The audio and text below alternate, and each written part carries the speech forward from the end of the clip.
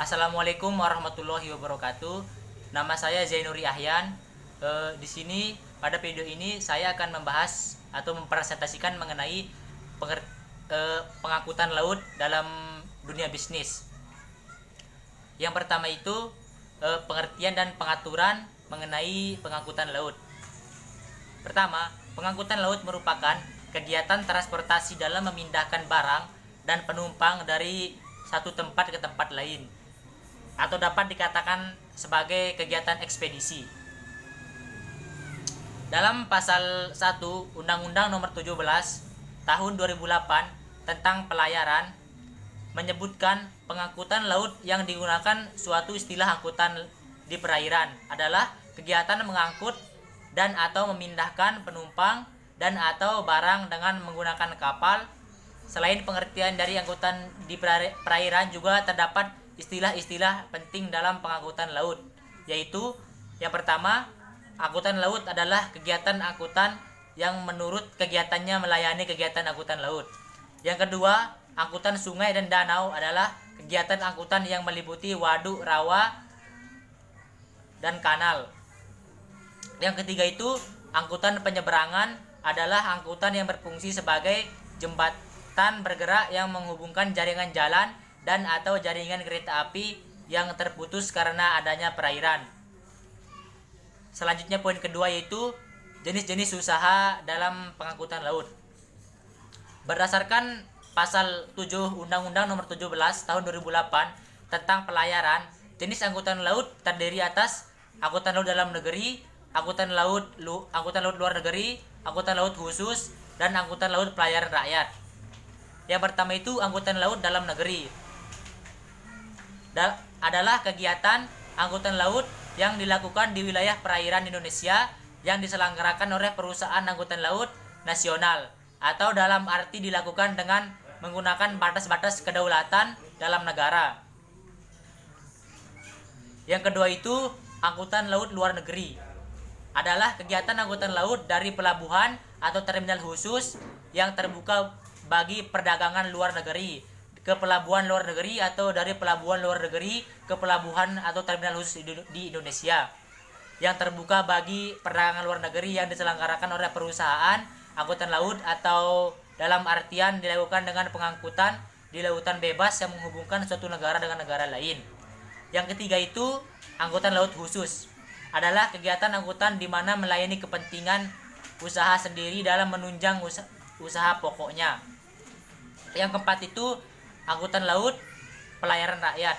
Adalah usaha rakyat yang bersifat tradisional dan mempunyai karakteristik tersendiri. Untuk melaksanakannya, angkutan di perairan dengan menggunakan kapal layar bermotor, dan atau kapal layar sederhana bendera Indonesia dengan ukuran tertentu. Poin ketiga atau C, pihak-pihak dalam pengangkutan laut. Yang pertama itu karir atau pengangkut. Dalam perjanjian pengangkutan laut, pihak pengangkut yakni pihak yang berkewajiban memberikan pelayaran jasa angkutan barang dan berhak atas penerimaan pembayaran tarif angkutan sesuai yang telah dijanjikan. Yang kedua itu pengirim atau shipper. Dalam Undang-Undang Hukum Dagang Indonesia tidak mengatur definisi pengiriman secara umum, akan tetapi dilihat dari pihak dalam perjanjian pengangkutan.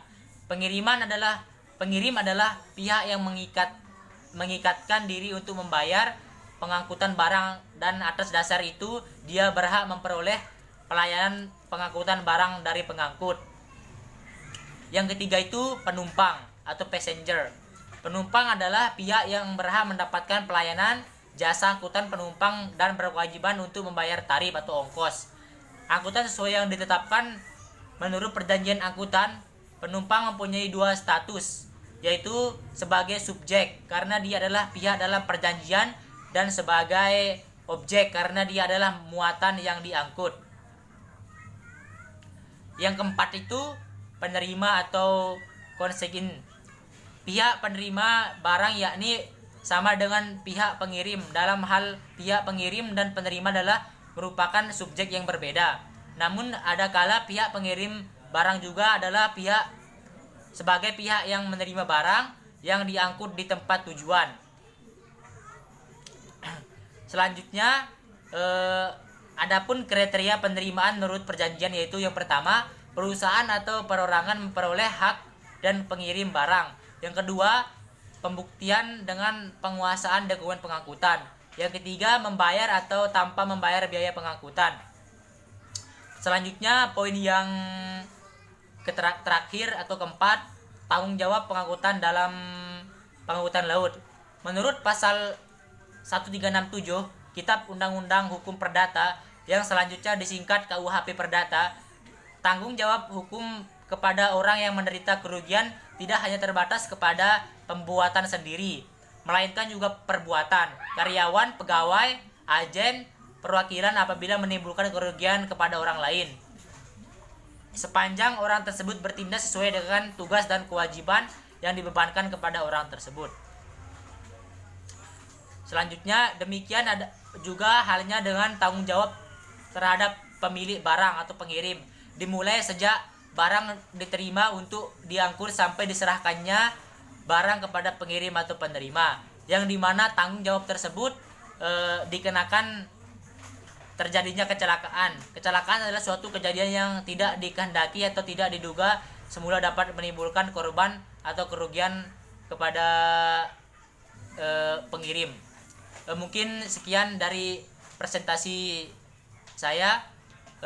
Kurang dan lebihnya mohon maaf. Wassalamualaikum warahmatullahi wabarakatuh.